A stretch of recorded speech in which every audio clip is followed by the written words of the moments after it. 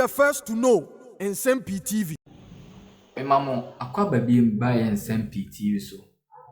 The majority leader, Honorable Alexander Afenyomarkins, and then Openi, Nsem-Pii na abetu just assemble akubia.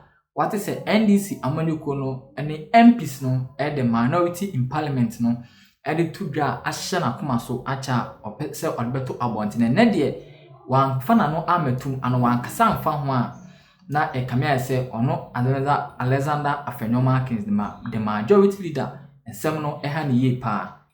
Yen name say Honorable Alexander Afenyomarkins de say omushia omrashe bidrefi between ono and a year kasa at force and the minority leader na always be a majority leader Honorable Alexander Afenyomarkins excellence at force omrashe bidrefi.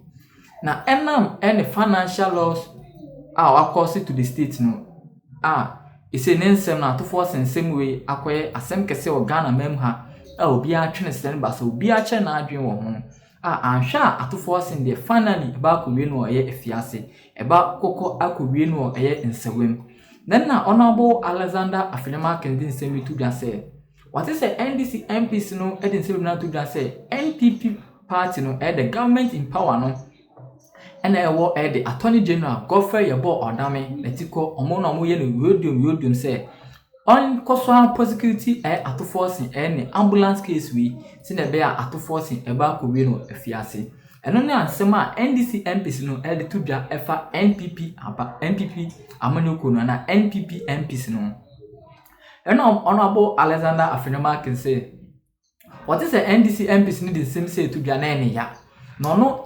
NPP MPs and the government in power NPP amanyoko no as a common prosecute NDC MPs no almost scandals or my no maybe or my no sumasia akebe Haruna Iddrisu efiase akebe Emmanuel Amakofibua efiase kebe Okujeto Ablakwa efiase kebe ni Lante Vanderpool efiase kebe NDC MPs nya ewo efiase emre bia no mo abem omo double salary omo ye omo je double salary omo ye ya omo je ka NDC MPs ne ka mebre na sa mesi de akomo nsawem na no kra omo kasai na mo NDC MPs mo de nsem to dwa se ana atoforcing ana NPP MPs na ye atoforcing sei omo mpa atoforcing ye omo mpa NDC MPs ni ye ana mpa se atoforcing ekwa afiase ana Honorable Alexander Afenyomarkins sa nsem to dwa se emra no na ni di say Ghana has so cause a financial loss to the state or say emran Ghana mran enu di na no na ne atoforcing di na ne NPP MPs no nti one o man fa NPP MPs ni din ametum yenko tie the majority leader Honorable Alexander Afenyomarkins sema openi ankasa editudua The attack on the person, it will help our democracy. But again, just finally, Atu is in court for this ambulance matter. Now the claim out there is also that perhaps government was not happy with the way he was taking them on the economic front. The reason why, at all costs, he has to be jailed. So these are all speculations. Aren't they? But you also remember, Haruna Iddrisu was very loud on government. Haruna Iddrisu never spared government, did he? No. Yet I remember that President Akufo-Addo said that, look, they have committed a wrong. The double salary issue. He gave them an opportunity to pay back. Many of the extremists in the MPP said no, they should be prosecuted. That was a straightforward case. I don't want to mention it. But a lot of the leading NDC MPs who were ministers were caught in that web. Akufo-Addo said no. Why prosecute that large number of political class? No, it's not right. In any serious democracy, look at certain consideration. So what will be the gain if Haruna Iddrisu, Amakofibua, Amama Yarga, and all others were thrown into jail? It was a straightforward case. Right. You've been paid double, you've taken it. We could have read dishonesty in it. We could have read fraud. But the government said no. So I don't want anybody to create the impression that this government is out there to attack its opponent. Perhaps, if the extremists allow space, there could be backroom engagement. There could be discussions to look at the substance and deal with it and then forget about the trivialities. But some of these extremists will not give space for moderates to engage for a solution. After all, if somebody said financial loss to the state, all right, we have a new law on plea bargaining, which allows you not to even plead guilty. Which allows you not to even plead guilty, but perhaps find a way to pay back the money, refund to the state.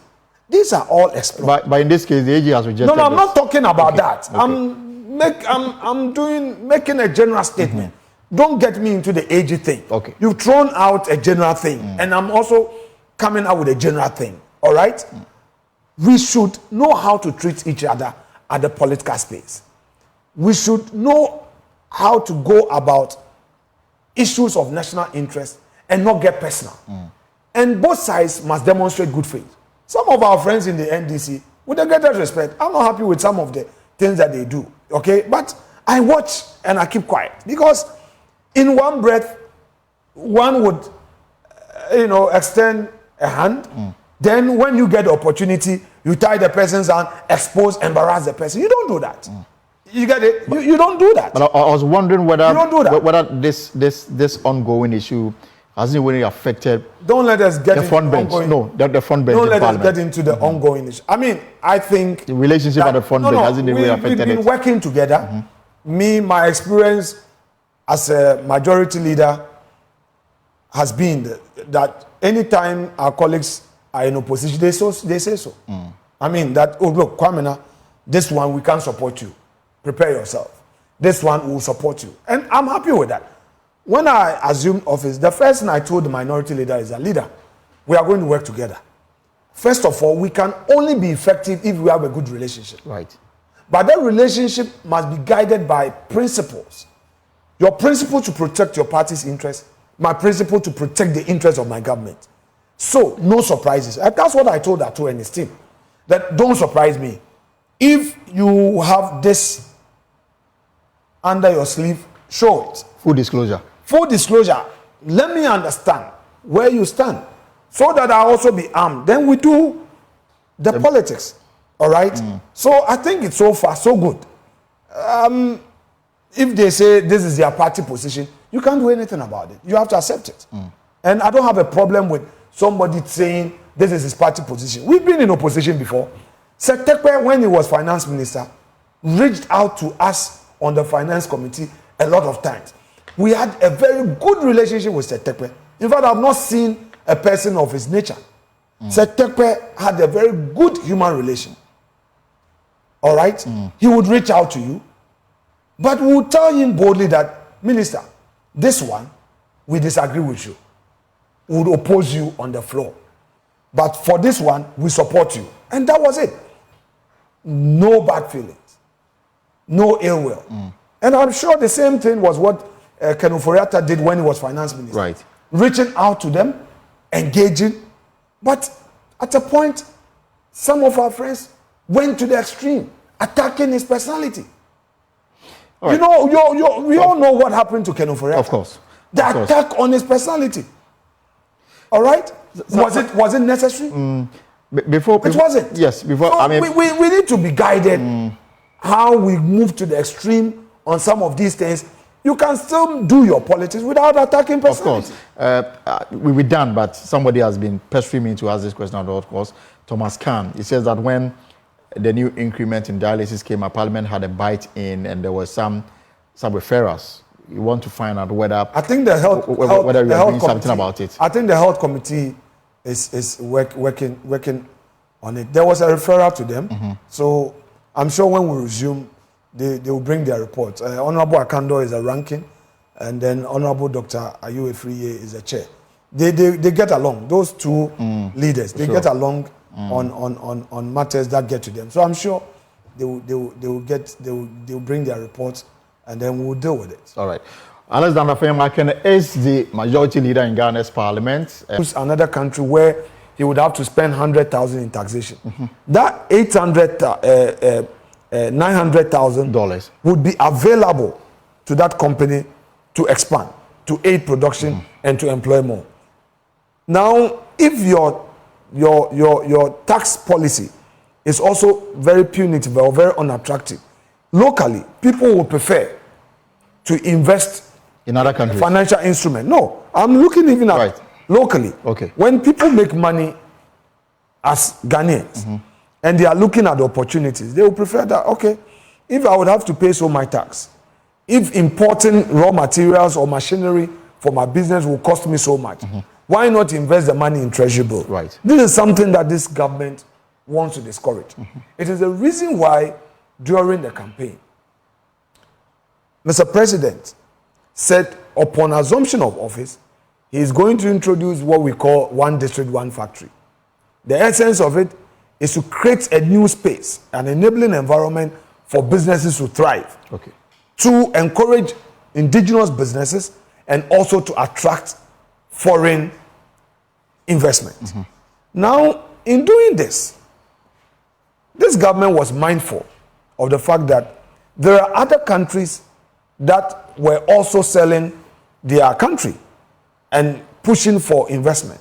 So one way was to say that, look, if you come to Ghana, the equipment, the machinery, the raw materials that you'll be bringing to set up your company or to use for expansion, you are going to have a tax waiver. We are going to waive taxes on it. Now, but then you have to qualify under the one district, one district, one factory. I'm coming to that point. Alton, the NDC is creating an impression as though government just got up and brought a list for Parliament to approve. No. In fact, for a company to benefit, there's a desk at the Trade Ministry where you would have to meet some pre-qualification criteria. They do a very rigorous interrogation of your whole investment plan before they escalate it to the Ministry of Finance. So it's not just that people get in and their money is being dashed out to people. No. There are conditions. There are conditions. That must be met. You must meet them. First from the Trade Ministry, to the finance, before it gets to finance. Before it comes to Parliament. We have a whole desk. So you go through all that. Then eventually it gets to Parliament. Now, my worry is our friends are playing politics with it. Okay. Under our 1D1F initiative, it is not a tax waiver granted the entity forever. If you look at the policy, government says that you benefit for 5 years into operation. After 5 years, you would have to apply again. All right? So you don't benefit forever. You are not being given tax waiver on your profit. Right. This whole thing is about your the raw material, the equipment, the machinery that you bring in. No. Out yesterday. And then after 5 years, you go for a review or what? You have to apply because the dispensation is for 5 years of operation. Now, yesterday, I wanted Ghanaians to know the hypocritical posture of the NDC on two fronts. One, the fact that with all the 42 companies whose applications are pending before Parliament, the total amount, the value of the 42 companies, the request, exactly $400 million, is now down to 350 million. After what? After some review? Yes, there were some reviews. There were some reviews. Whereas if you look at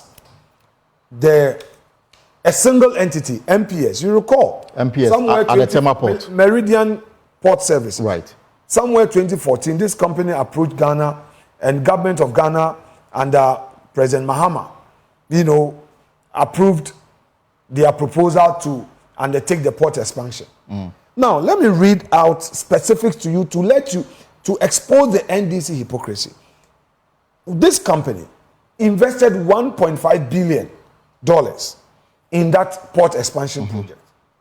Now, they brought a $950 million plus 908, let me quote the exact amount. The application that was brought by Honorable Atu Forsen and Honorable Monacote, this deputy minister, they were Deputy Finance Minister. The Deputy Finance Minister, Dr. Forsen, the minority leader of today. He was the Deputy Finance Minister. He and Madam Monacote, they brought the application to Parliament. They brought an application of 982 million cedi tax waiver. Okay? Eventually, Parliament approved 832 million. I am not criticizing the decision to grant tax waiver. I am rather because they qualified at the time. Of course, I am exposing their double standard, their double talk, and their hypocrisy. Now, let me read something more to you. Specifically, what this means is that for every $1 that MPS invested, we granted them almost 55 cents in tax waiver. More than half of $1. Right. Now, apart from that, listen to this. The company was also granted an exemption. It was exempt from corporate tax for 10 years and a reduced corporate tax of 15% over another 10 years for an additional 5 years.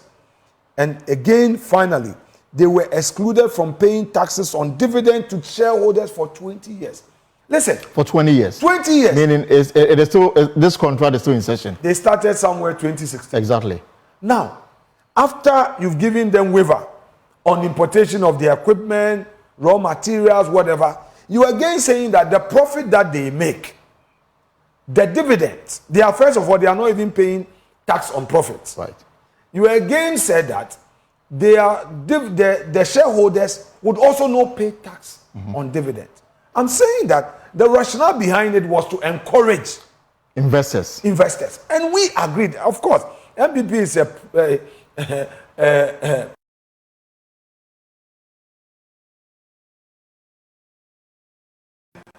entity. We believe in businesses. We believe that you don't do imposition of tax to encourage enterprises to grow. You need to give them the space. So even in opposition, we were okay with it. Is that okay? Right. Now, apart from that, yesterday I talked about some illegality.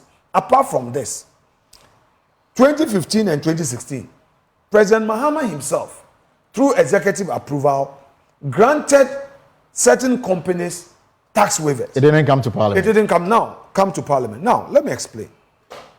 Granting executive approval is not illegal. But same being implemented without parliamentary approval is illegal, unconstitutional, and immoral. And in this case, what happened? Now, let me read the Constitution to you. Article 1742.